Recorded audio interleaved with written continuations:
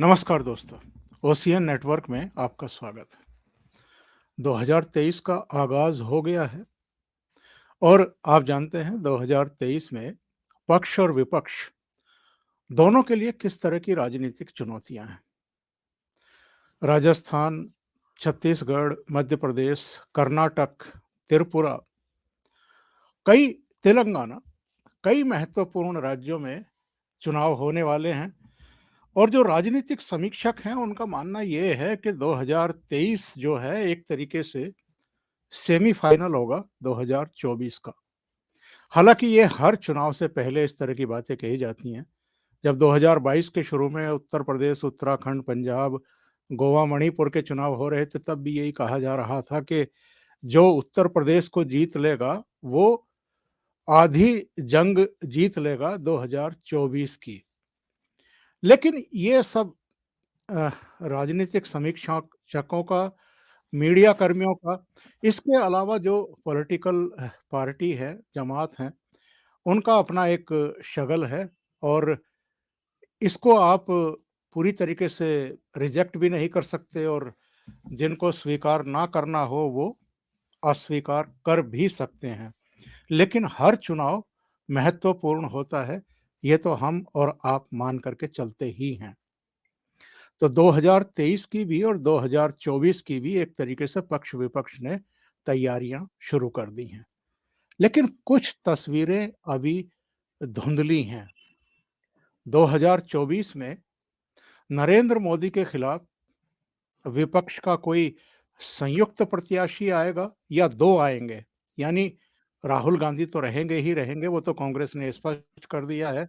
तो क्या किसी तीसरे, चौथे मोर्चे का गठन होगा? कोई गठबंधन होगा? किसी तरह का मोर्चा सामने आएगा या नहीं आएगा? और जो चेहरे हमें मोटे तौर पर दिखाई दे रहे हैं, उनमें आपस में कोई समझदारी बन पाएगी, कोई गठबंधन बन पाएगा? इसके अलावा हम आज ये भी बात करेंगे कि विपक्ष का एक्चुअल में संकट क्या है? ख़ास तौर से मोदी विरोध में वो सब आवाज़ें तो उठाते रहते हैं, अलग-अलग माध्यमों से, अलग-अलग समय पर। लेकिन क्या एकजुटता बड़ा संकट है? क्या मुद्दों की पहचान बड़ा संकट है? क्या नरेंद्र मोदी का जिस तरीके का नेतृत्व है, एक विश्वसनीय नेतृत्व, एक प्रामाणिक नेतृत्व, उससे लंबी लाइन खींचने में विपक्ष विफल हो रहा है और लोगों का विश्वास अर्जित क्यों नहीं कर पा रहा है? मुद्दे बहुत हैं, इन पर आज चर्चा करेंगे और मेरे साथ जुड़ रहे हैं जाने-पहचाने राजनीतिक विश्लेषक, वरिष्ठ पत्रकार, हिंदुस्तान दिल्ली के संपादक रह चुके हैं प्रमोद जोशी साहब। जोशी जी, बहुत स्वागत है नमस्कार, आपका। नमस्कार। नमस्ते। जोशी जी, पहला तो मैं सवाल यही पूछ लेता हूँ आपसे कि विपक्ष का संकट क्या है? टुकड़ों-टुकड़ों में कहीं-कहीं जीत मिल जाती है कभी, वो बाय डिफ़ॉल्ट मैं कहता हूँ कि जब एंटी इनकम्बेंसी फैक्टर जो है कहीं बढ़ जाता है, नेतृत्व वहाँ के राज्य के नेतृत्व के प्रति लोगों की नाराज़गियाँ होती हैं, तो हिमाचल जैसे नतीजे आ जाते हैं।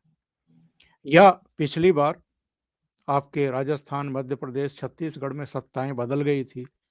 भारतीय जनता पार्टी को लोगों ने एक तरीके से बाहर कर दिया था, कांग्रेस का वर्ण कर लिया था, चुन लिया था उनको। पर ओवरऑल जब हम देखते हैं, तो विपक्ष के सामने कहीं एक बड़ा संकट दिखाई देता है, खास तौर से नरेंद्र मोदी की लीडरशिप के सामने। नरेंद्र मोदी जिस तरह से भारतीय जनता पार्टी के पक्ष में ध्रुवीकरण तेज करते जा रहे हैं, उनका वोट ऑफ परसेंटेज भी बढ़ता हुआ दिखाई देता है। एक उत्तराखंड को छोड़ दें, तो 2022 के शुरू में जिन 5 राज्यों में चुनाव हुए थे, पंजाब में तो खैर भारतीय जनता पार्टी थी ही नहीं, तो उसकी हम गणना नहीं करेंगे। पर उत्तर प्रदेश, मणिपुर और गोवा में उसका वोट शेयर भी बढ़ा था, उत्तराखंड में घटा था।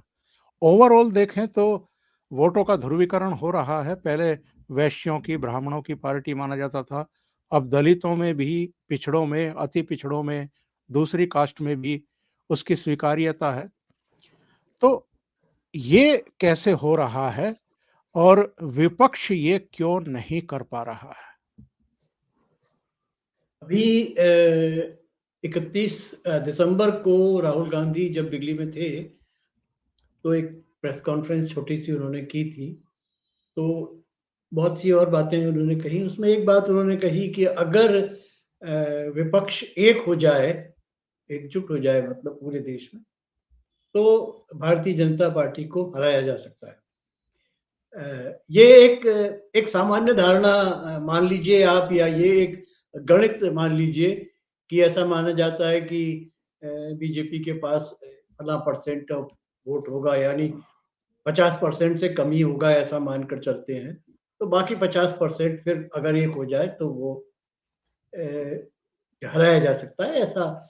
लेकिन हमें एक तो इसी प्रश्न पर बात करनी है कि मान लिया सहयोग से देश में कल को पूरा विपक्ष एक हो जाए और वन ऑन वन हर जगह पर मुकाबला हो, क्या परिणाम ऐसे होंगे कि जिसमें भारतीय जनता पार्टी पराजित हो जाए, या वो दूसरा जो विरोधी गठबंधन है। इसके बारे में भी मेरे कई संशय हैं और वो शायद एक अलग ही बहस का विषय या बात का है। लेकिन मैं आपको उदाहरण देना चाहूँगा, उत्तर प्रदेश में आपने एक समय पर 2017 में देखा था, कांग्रेस और समाजवादी पार्टी मिलके लड़े। फिर ऐसा लगा कि नहीं, उत्तर प्रदेश में तो असली ताकत समाजवादी पार्टी नहीं है, वो कांग्रेस नहीं है। समाजवादी पार्टी के साथ बहुजन समाज पार्टी अगर मिल जाए तब हराया जा सकता है। आपने वो भी देख लिया। तो कहने का आशय ये है कि अभी ये गणित बहुत सरल है। वैसे तो वो गणित बन ही नहीं पा रहा। आपने देखा कि अभी तक 2014 के चुनाव के पहले भी और 2019 के चुनाव के पहले भी ऐसी कोशिशें हुई थी कि पूरे विरोधी दल मिल करके वो तीसरा या दूसरा मोर्चा कहते हैं, वो बना नहीं। लेकिन अगर मान लिया बन भी जाए, तो मुझे नहीं लगता कि परिणाम वैसे ही आएँगे जैसे कि राहुल गांधी का अनुमान है। अब दूसरा प्रश्न है, ये तो एक मेरी राय है, अब इसको उचित-अनुचित आप जैसा जिस रूप में देखना चाहें। दूसरी बात ये है कि ऐसा भी नहीं है कि बीजेपी नहीं हार सकती। बंगाल में उदाहरण दिया जाता है कि वहाँ पराजित किया जा सका, और अभी आपने हिमाचल प्रदेश में देखा, या दिल्ली के नगर निगम के चुनाव में देखा। तो हराया जा सकता है या हार सकती है, उसके अपने अलग-अलग कारण हैं। बंगाल का अपना अलग कारण था, वहाँ पर भारतीय जनता पार्टी का कोई वजूद ही नहीं हुआ करता था। उसने अपनी जगह पहले से बेहतर कर दी, और लेकिन वो इस स्थिति तक नहीं थी कि वो उसके बाद ना संगठन था इतना बड़ा, ना इतनी बड़ी कॉल थी, ना इतनी बड़ी अपील थी। एकदम से कोई पार्टी अगर रौंदती चली जाती तो शायद वो भी एक ऐतिहासिक परिणाम होता।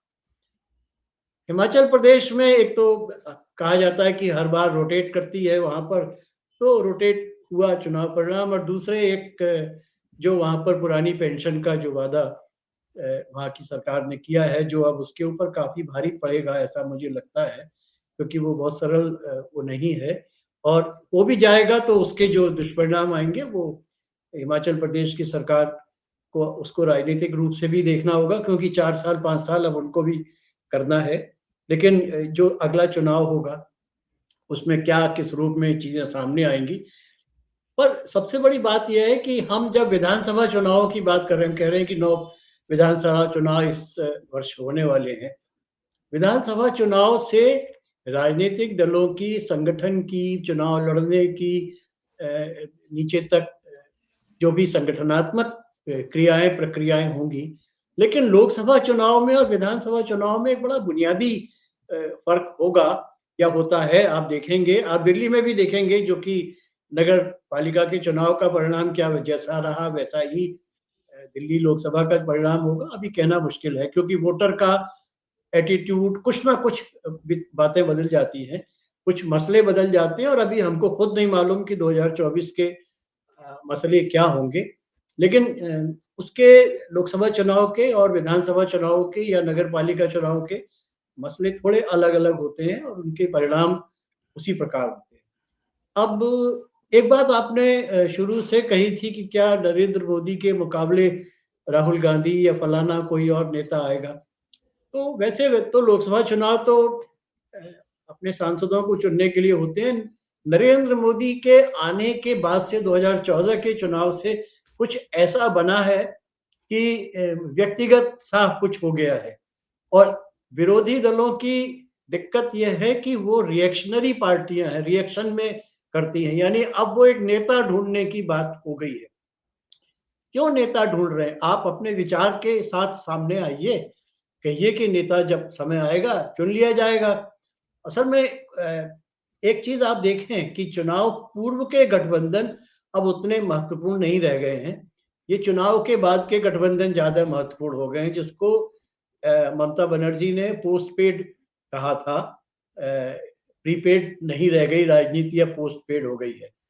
पोस्ट पेड का मतलब सिर्फ यही इतना है कि जैसे कर्नाटक में कांग्रेस पार्टी और जेडीएस एक दूसरे के खिलाफ लड़े, लेकिन चुनाव होते ही दिल्ली से घोषणा हुई कि हम जेडीएस के मुख्यमंत्री को स्वीकार कर लेंगे। ऐसा ही आपने महाराष्ट्र में देखा। वहां चुनाव शिवसेना और बीजेपी ने मिलकर लड़ा, लेकिन जब चुनाव के बाद परिणाम आए तो शिवसेना किसी चीज पर आ गई। दरअसल शिवसेना की अब बीजेपी के साथ जो एक रंजिश या टकराव है, वो जाहिर है अपने अस्तित्व को लेकर के है। और शिवसेना जो पहले काफी बड़ी पार्टी हुआ करती थी महाराष्ट्र में, अब वो फिसल करके नीचे चली गई। तो उनका भी अपना वो है। कहने का तात्पर्य मेरा ये है कि राजनीतिक जो क्षेत्रीय राजनीतिक दल हैं, खासतौर से विरोधी दल, उन सबके अलग अलग हित हैं। उनके सबके कांग्रेस के साथ मिलते हों हित कोई जरूरी नहीं है। उनके तेलंगाना की अब वो टीआरएस है तो कोई जरूरी नहीं है। उन्होंने तो कांग्रेस का सफाया किया है, वो कैसे कांग्रेस के साथ आ जाएंगे। बीजू जनता दल कैसे कांग्रेस के साथ आ जाएंगे? वो कांग्रेस कांग्रेस विरोधी पार्टी के रूप में प्रतिष्ठित है। तो ये सब मसले भी हैं। तो इनको मिला करके मुझे अभी नहीं लगता कि जो बात अभी कही जा रही है वो उसमें कोई बहुत बड़ा दम है। व्यक्तिगत झगड़े भी हैं। आप ममता बनर्जी और सीपीएम के साथ कैसा गठबंधन होगा मालूम नहीं। कांग्रेस और सीपीएम ने मिलकर के ममता बनर्जी के खिलाफ चुनाव लड़ा। अब वो कैसे मिलकर के एक साथ आएंगे पता नहीं, लेकिन अगर साथ नहीं आएंगे तो फिर कैसे एकता होगी? तो इस तरीके के सवाल हर जगह अलग अलग राज्यों में अलग अलग रूप में आपको देखने को मिले। बहुत सही बात आपने कही है जोशी जी। अगर हम शेष दलों के नेताओं की अभी बात छोड़ दें और केवल भारतीय जनता पार्टी और कांग्रेस के नेतृत्व की बात करें, तो नरेंद्र मोदी तो अपने कार्यकर्ताओं की भी, मतदाताओं की भी, यानी देश के नागरिकों की भी और एक बड़ी आबादी की भी उम्मीद जगाते हुए दिखाई देते हैं। अभी 2024 तक के लिए फिर उन्होंने जो वो राशन दे रहे थे उसको एक्सटेंड कर दिया। कई दूसरी योजनाएं अलग अलग वर्गों के कल्याण के लिए, चाहे किसान सम्मान निधि है या दूसरी है। अभी 1 फरवरी को बजट भी आने वाला है, सबकी निगाहें उस पर भी लगी हुई हैं कि जो 2023 में अलग अलग महत्वपूर्ण राज्यों में चुनाव हो रहे हैं, क्या उसको एड्रेस किया जाएगा? क्योंकि 2024 के लिए तो एक और बजट पेश करने का मौका इनके सामने होगा लोकसभा चुनाव से पहले। तो नरेंद्र मोदी एक उम्मीद जगाते हैं अपने मतदाताओं को, कार्यकर्ताओं को, नेताओं को, जो अलग-अलग राज्यों में इनकी सरकारें हैं, उनको भी किसी तरह की उम्मीद जगा करके रखते हैं। दूसरी तरफ ये एक परसेप्शन बन गया है कि राहुल गांधी अपने पार्टी नेताओं को भी, कार्यकर्ताओं को भी और मतदाताओं को भी निराश करते हैं, कहीं न कहीं हताश करते हैं। तो ऐसे में गिरे हुए मनोबल के साथ अगर आप केवल सोशल मीडिया मंचों पर भेड़िया आया चिल्लाते रहें, तो क्या इससे बात बनती है? जब तक के वास्तव में भेड़िया ना आया हो। क्योंकि जोशी जी, अगर आपको याद हो जब कोविड आने वाला था और दुनिया भर में तबाही मची हुई थी, तो कुछ अर्थशास्त्रियों के साथ बैठ कर के इन्होंने इंटरव्यू करने शुरू किए थे और एक ऐसा माहौल क्रिएट करने की कोशिश की थी कि जैसे आर्थिक सुनामी आने वाली है, लोगों की नौकरी चली जाएगी, सब कुछ तहस-नहस हो जाएगा, बर्बाद हो जाएगा, सरकार तो सोई पड़ी है, लेकिन ऐसा हुआ नहीं। थोड़ी बहुत नौकरियाँ गई हैं, लेकिन आर्थिक सुनामी आ गई हो, जैसे बहुत सारी बड़ी अर्थव्यवस्थाओं को धक्का लगा, वैसा भारत की अर्थव्यवस्था का धक्का नहीं लगा। जल्दी ही हम लोग सँभल गए। तो ये जो भेड़िया आया की जो रट लगाई जाती है, जब ये सच नहीं होता है, तो मतदाताओं में एक और अविश्वास गहरा हो जाता है आपके प्रति। ये एक बड़ा संकट है। देखिए जो अच्छा मैं बजट के बारे में एक चीज़ एक बताऊँ कि ये जो बजट अगला है ये 2024 के चुनाव की दृष्टि से भी महत्वपूर्ण होगा 2 कारणों से। एक तो ये है कि 2000 अगले साल का जो बजट आएगा, वो पूरे वर्ष का नहीं आएगा, वो जी हाँ, कुछ जी महीनों हाँ। के लिए होगा। तो जो ज़्यादा बड़े कार्यक्रम अभी घोषित किए जा सकेंगे और दूसरे ये भी है कि अ, हम चूँकि इस साल अर्थव्यवस्था में काफ़ी बड़े उतार-चढ़ाव देखने के बाद आए हैं, तो जो नए कार्यक्रम घोषित करने हैं या जो कुछ भी नया किया जाना है, वो फरवरी के बजट में ज़रूर दिखाई पड़ेगा। तो वो भी देखना चाहिए क्योंकि हमें याद है कि हमने जो पिछला 2019 के पहले का जो चुनाव के पहले बजट वगैरह आए थे या जो कार्यक्रम हुए थे, उनमें एक केंद्र सरकार ने जो इकोनॉमिकली वीकर सेक्शन जो उन लोगों के लिए जो जनरल कैंडिडेट थे, वो आर्थिक रूप से गरीब लोगों के लिए एक आरक्षण की योजना शुरू की थी। ख़ैर वो चल रही है लेकिन उसका लाभ कितना मिला, क्या मिला पता नहीं। अलबत्ता 2019 में जो ज़्यादा बड़ा असर पड़ा शायद वो दो पुलवामा के बाद एक बार फिर से ये लगा कि देश को राष्ट्रीय सुरक्षा के लिए एक बड़े पावरफुल ताकतवर नेता की ज़रूरत है। अच्छा संयोग से जो आप राहुल गांधी का जो उल्लेख कर रहे हैं उसका मैं उसके साथ जोड़ना चाहूँगा कि उसी वक़्त राहुल गांधी ने पहले फरवरी 2019 में जब पुलवामा का 2014 तारीख को हमला हुआ था, उसके बाद कहा था कि इस विषय पर राजनीति नहीं होनी चाहिए। लेकिन जी, इस घटना के 10-15 दिन बाद जो पहली बैठक हुई थी विरोधी दलों के साथ जिसमें राहुल गांधी भी शामिल हुए थे, उसके बाद से कांग्रेस पार्टी ने फिर वैसे ही बयान शुरू किए जिनसे लगे कि सरकार ने पुलवामा के मामले को ठीक से नहीं समझा है या देखा है। तो उसका फ़र्क ये पड़ा कि जो कांग्रेस पार्टी ने 2019 के पहले अपना घोषणा पत्र जारी किया, उसमें 2-3 बातें उन्होंने कही। एक तो ये कि जो देशद्रोह से जुड़ा कानून है, उसको हम खत्म कर देंगे। एक था कश्मीर से जो सेनाओं को जो एक स्पेशल पावर्स का जो कानून है, वो हम हटा देंगे या इसी तरीके की कुछ और बातें भी कही। उन्होंने और कार्यक्रम भी अपने घोषित किए थे, लेकिन ये कुछ ऐसी बातें थी, जो देश की जनता को समझ में नहीं आई। ये जी। अभी भी कह नहीं सकते कि अभी भी जो बहुत सारे कार्यक्रम वो लेकर के आ रहे हैं, क्योंकि विचारधारा के स्तर पर भी राहुल गांधी को काफ़ी चीज़ों को स्पष्ट करना है। दूसरी बात ये है कि राहुल गांधी की जो नकारात्मकता या जो भी है, वो ज़ाहिर है कि देखिए विरोधी दल में है तो कहीं न कहीं तो पार्टी का विरोध करेंगे राष्ट्रीय अपने स्थान को बनाए रखने के लिए और वो चीन का जो मसला है उसको लेकर के वो बीच में उठाते भी रहते हैं। पिछली बार वो राफेल वगैरह के मसले उठाए और कुछ मसले जो इस तरीके के थे उठाते रहे हैं। अभी भी आगे कुछ न कुछ चीज़ें आएँगी और अर्थव्यवस्था संयोग से अर्थव्यवस्था इस समय तमाम चीज़ों के बावजूद एक बेहतर स्थिति में आ गई है। ख़ास तौर से जो कोविड के बाद की जो परिस्थितियाँ हैं उसमें हम काफ़ी चीज़ें सुधार ली। जबकि पिछले इस जो वर्ष 2022 में फरवरी में यूक्रेन की लड़ाई के बाद से फिर कई ऐसी स्थितियाँ पैदा हुई हैं जिनके कारण अर्थव्यवस्था को धक्का लगा है। लेकिन भारत की अर्थव्यवस्था शायद इस पूरे जो चालू वर्ष है हमारा मार्च तक का 7% के आसपास ग्रो करेगी जो कि अनुमानों से बेहतर होगी। मतलब जी, अनुमान तो जी। 6.5 तक पहुँच गए थे और उससे भी नीचे कुछ लोग तो 5.9 वगैरह की बात कर रहे थे। तो वो 7 के आसपास रहेगा ऐसा अभी लग रहा है।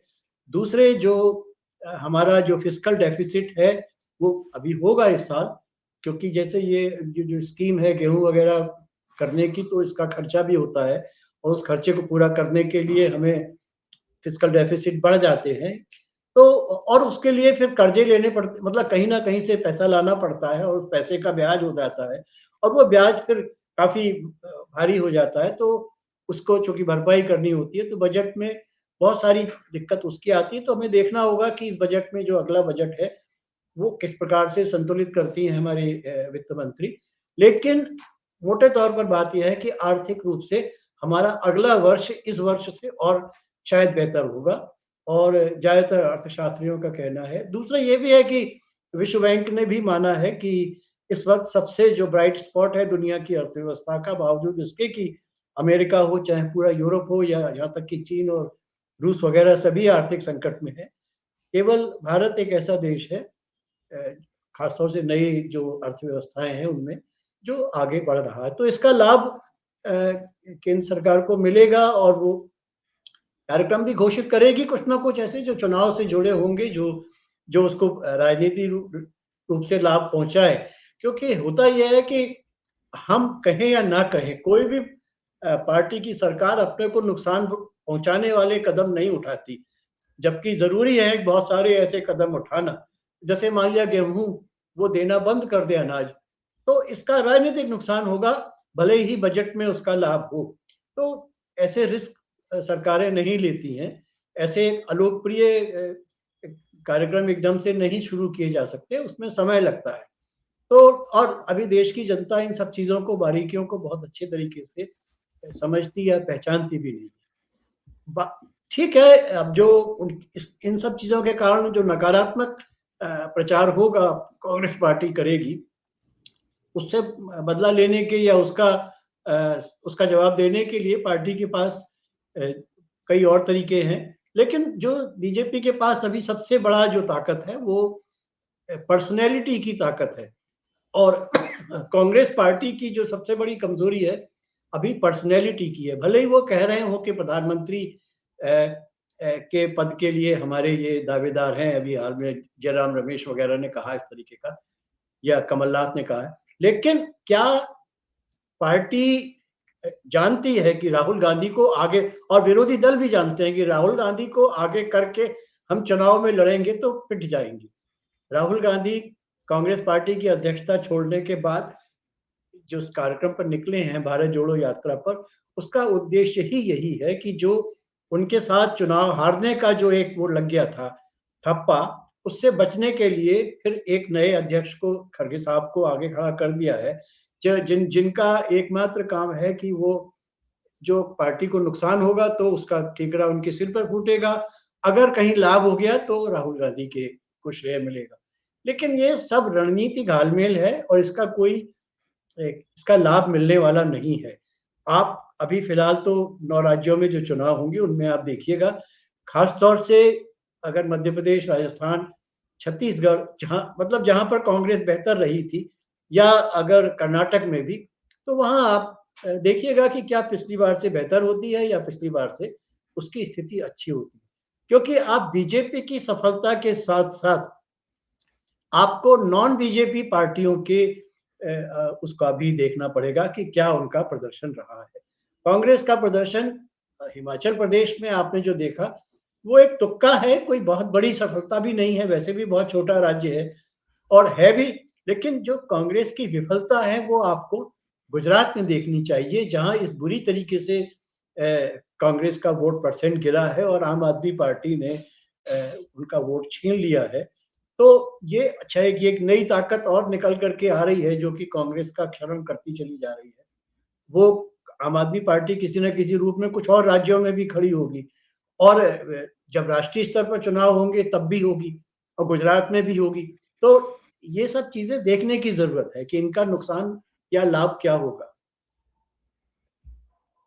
जी, जोशी जी, आपने सही कहा है। मेरा कहना ये था कि नरेंद्र मोदी एक उम्मीद जगाते हैं हर वर्ग में, अपने पार्टी कार्यकर्ताओं, मतदाताओं में भी, पदाधिकारियों में भी, नेताओं में भी। राहुल गांधी एक निराशा इसलिए जगा देते हैं क्योंकि वो कई बार राजनीतिक बढ़त हासिल करने के लिए या जो एंटी इनकम्बेंसी हर जगह रहते हैं, सरकार से सब सहमति हो, सब खुशी हो, विचारधारा, कार्यक्रम, नीतियों, सिद्धांतों, लीडरशिप उससे भी लोग नाराज़ रहते हैं, तो उनको अपने पक्ष में ध्रुवीकृत करने के लिए वो आलोचना करते हैं। लेकिन कई बार ऐसी आलोचना करते हैं जो ज़मीन पर सत्य सिद्ध होती हुई दिखाई नहीं देती है। जिस भेड़िया आया की बात मैंने की थी, अब जैसे कांग्रेस चुनाव हारती है या विपक्ष चुनाव हार जाता है किसी स्टेट में, भारतीय जनता पार्टी जीत जाती है, बड़ी आसानी से कह देते हैं ईवीएम का खेल हो गया है। या ये कह देते हैं कि साहब ये इन्होंने कुछ रणनीति ऐसी बनाई है, कुछ ऐसे पेच भिड़ाए हैं या वोटर्स को खरीद लिया है, या ये कह देते हैं कि भारतीय जनता पार्टी तो चुनावी मशीनरी में तब्दील कर दी गई है, या ये कह देते हैं कि साहब ये तो झूठ की जीत है, सच की हार है।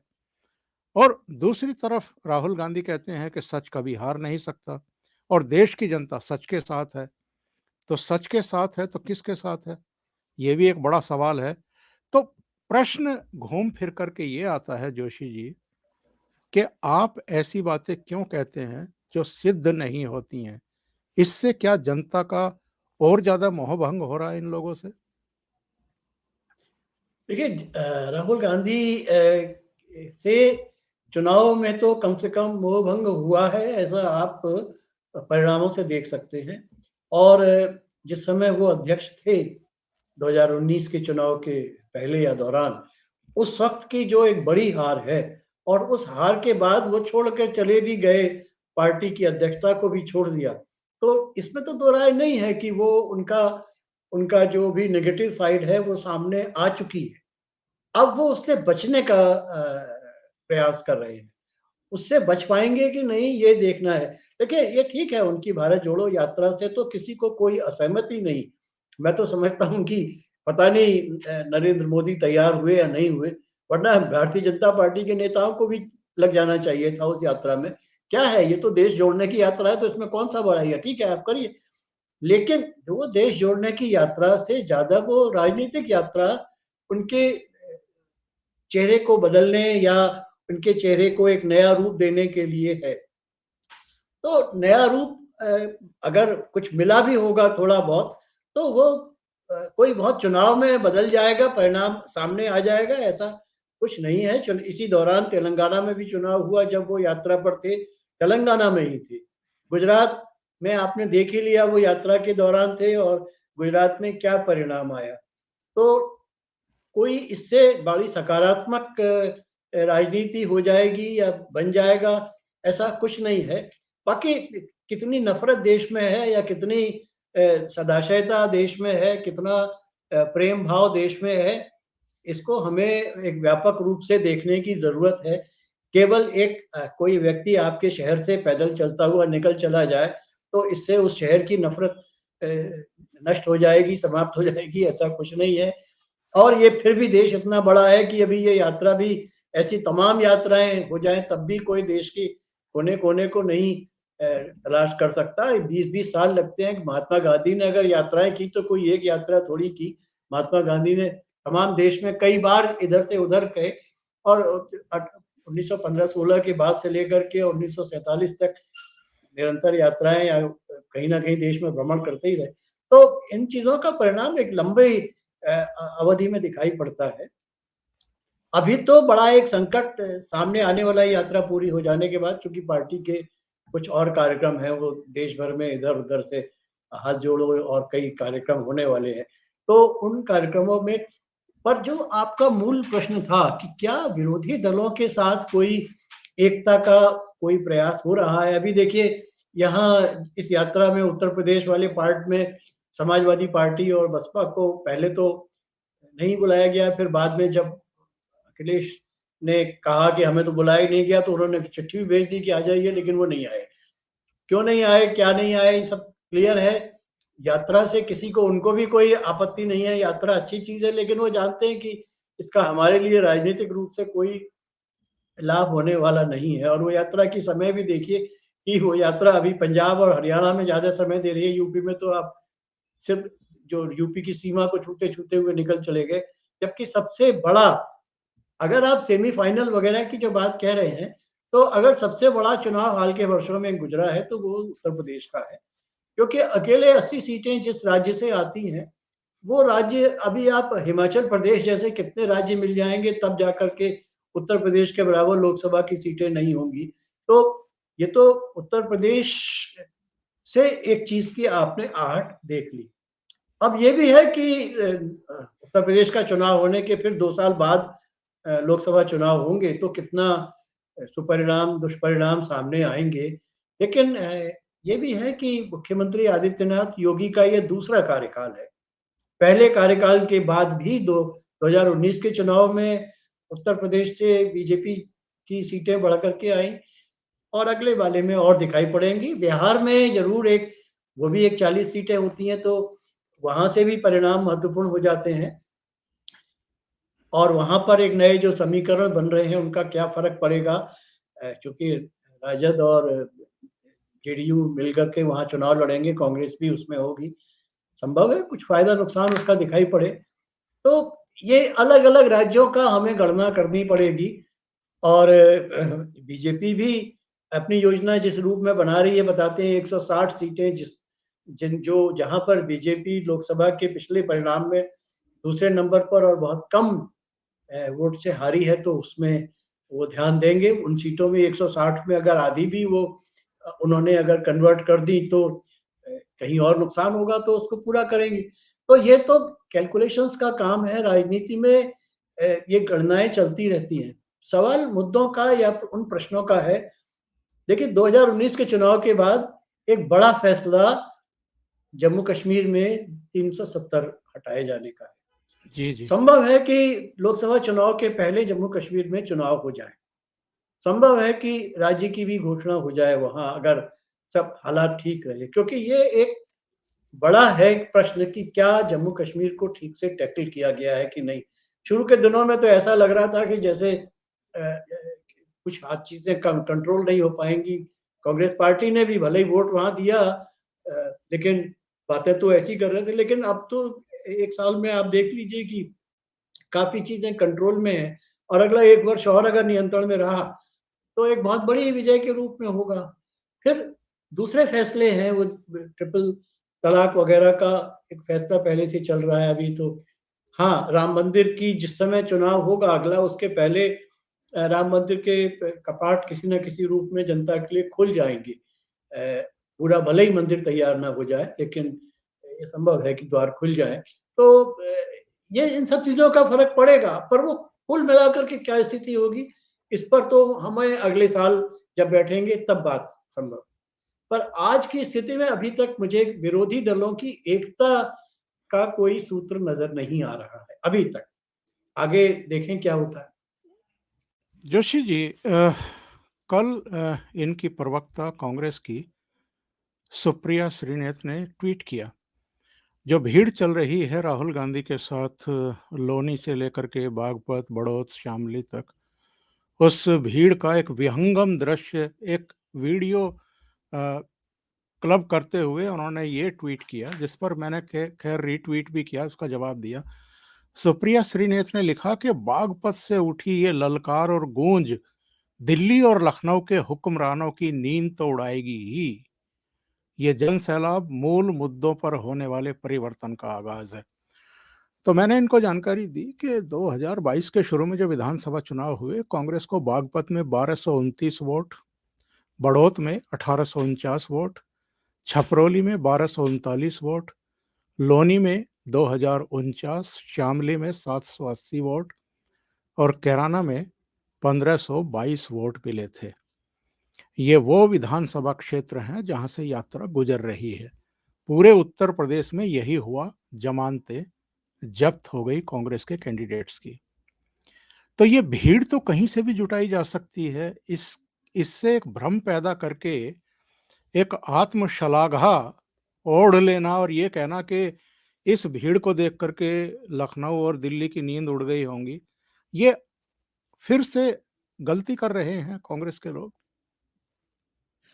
कि ये तो प्रचार की या विज्ञापन की भाषा है। देखिए, दरअसल जिस इलाके में ये भीड़ वगैरह दिखाई है, वहाँ बहुत से लोग तो खाली राहुल गांधी को या उनकी बहन आ रही हैं या फलाने लोग आ रहे हैं, उसको देखने के लिए भी काफ़ी लोग दर्शक आते हैं। देखिए, तम आदमियों को मेला या ऐसी चीज़ों को देखने की आदत है और वो लोग निकलते हैं। सब कोई उनके पक्ष में वोट करने आ रहे हैं, ऐसा कुछ नहीं है।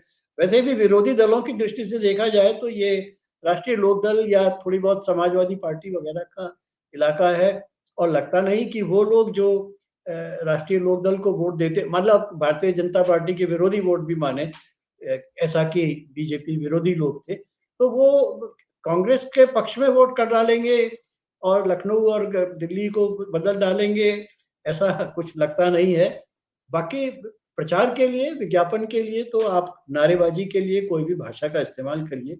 और फिर सुप्रिया श्रीनेत की तो जो अपना प्रवक्ता पद इसीलिए बना रहेगा जब तक कि वो इस तरह की बातें कहेंगी या लिखेंगी, तो वो उसको उसी रूप में लेना चाहिए। सही है। अभी आपने राम मंदिर का ज़िक्र किया, तो 370 है, पुलवामा, उसके बाद तो ख़ैर 2019 के इलेक्शन हुए थे, राम मंदिर, 3 तलाक, काशी विश्वनाथ को चमकाया, इसके अलावा केदार नगरी को बिल्कुल एकदम लोहा लाट कर दिया, उज्जैन को भी चमकाया। इसके अलावा चार धाम यात्रा के लिए जो हाईवेज़ वहाँ बन रहे हैं, व्यवस्थाएँ हो रही हैं, नीचे हम जाएँ तो सोमनाथ वगैरह, वहाँ भी। तो ये जो एक रंग है, ये जो अध्यात्म के प्रति जो हमारा पुरातन गौरव है और जो हमारी सांस्कृतिक पहचान रही है, उसको फिर से पुनर्स्थापित करने की जो एक नरेंद्र मोदी की क्वालिटी है, और इसके साथ-साथ जो गरीबों का कल्याण है, अलग-अलग वर्गों के लिए जो कर रहे हैं वो, क्या इसकी काट है विपक्ष के पास, जोशी जी? हाँ, देखिए, वो जो सांस्कृतिक जो कार्यक्रम है उसकी तो क्या काट होगी किसी के पास। उसमें तो वो अ, अगर ज़्यादा से ज़्यादा ये हो सकता है कि वो हिजाब का समर्थन कर दें। मतलब काट का मतलब है कि अगर मुस्लिम वोट, या क्योंकि काट का अर्थ ये है कि अगर हिंदू वोट लेने की बात है, तो मुझे लगता नहीं है अभी उनका प्रयास उल्टा ही पड़ेगा। बाकी मुस्लिम वोट अगर लेने की बात है तो मुस्लिम वोट कुछ मिलेगा भी, लेकिन वो भी डिवाइडेड है, कोई ज़रूरी नहीं है। उत्तर प्रदेश में तो मुसलमान का वोट नहीं मिलेगा। अब कर्नाटक में संभव है तो वहाँ भी जेडीएस है, तो कर्नाटक में जैसे हिजाब वगैरह का झगड़ा खड़ा किया, और अगर आप बंगाल में देखें तो वहाँ पर ममता बनर्जी हैं। तो ये सब इश्यू नहीं काम करने वाले हैं। जहाँ तक आप दूसरी बात, जो ग्रामीण क्षेत्रों के कल्याण के लिए, महिलाओं के लिए जो कार्यक्रम है, वो शायद मेरा ख़्याल है सबसे बड़ा फैक्टर चुनाव में जो बीजेपी के पक्ष में जाता है वो यही है, जो दिखाई नहीं पड़ता, जिसको आवाज़ नहीं आती है जिसकी, लेकिन वो बहुत गहराई से काम करता है, वो है जो गरीबों के लिए, गाँव के लिए, खास तौर से महिलाओं के लिए। तो जो वो ये कार्यक्रम है, ये कार्यक्रम बहुत, और अभी जो आपने अनाज का बताया, तो ये कार्यक्रम राजनीतिक दृष्टि से बहुत महत्वपूर्ण होंगे और इनकी कोई काट-वाट नहीं होती, क्योंकि जब सरकारें आती हैं तो वो वही चला सकती हैं, लेकिन इस वक़्त केंद्र में जो सरकार है, उसका कार्यक्रम अगर गाँव तक पहुँचा हुआ है, तो उसको रोका नहीं जा सकता। और ये इन्होंने पिछले 5-7 वर्षों में जो भी उज्ज्वला और जो गाँव तक पक्के मकान बनाने की योजना या गाँव ग्रामीण सड़क कार्यक्रम भी इन्हीं के दौर में शुरू हुआ है, उसके पहले तो वो था भी नहीं। और इसके अलावा बिजली घर-घर पहुँचाने की, या जल से नल, नल से जल, ये जो इस प्रकार के तमाम कार्यक्रम हैं जिनसे महिलाओं का जीवन आसान हुआ है। जिन घरों में पानी लाने के लिए काफ़ी दूर जाना पड़ता था, अब उनके घर के अंदर पानी का नल लग गया, तो वो उससे बहुत फ़र्क पड़ता है। गैस का अगर सिलेंडर उनको मिल गया, तो ये चीज़ें दिखाई नहीं पड़ती हैं, लेकिन इनका असर होता है। बिल्कुल सही बात कही है आपने जोशी साहब। जोशी जी, इतना समय निकालने के लिए और बहुत ही महत्वपूर्ण विषय पर अपने विचार रखने के लिए बहुत-बहुत धन्यवाद आपका। Thank you so much. धन्यवाद। जी, नमस्कार। नमस्कार।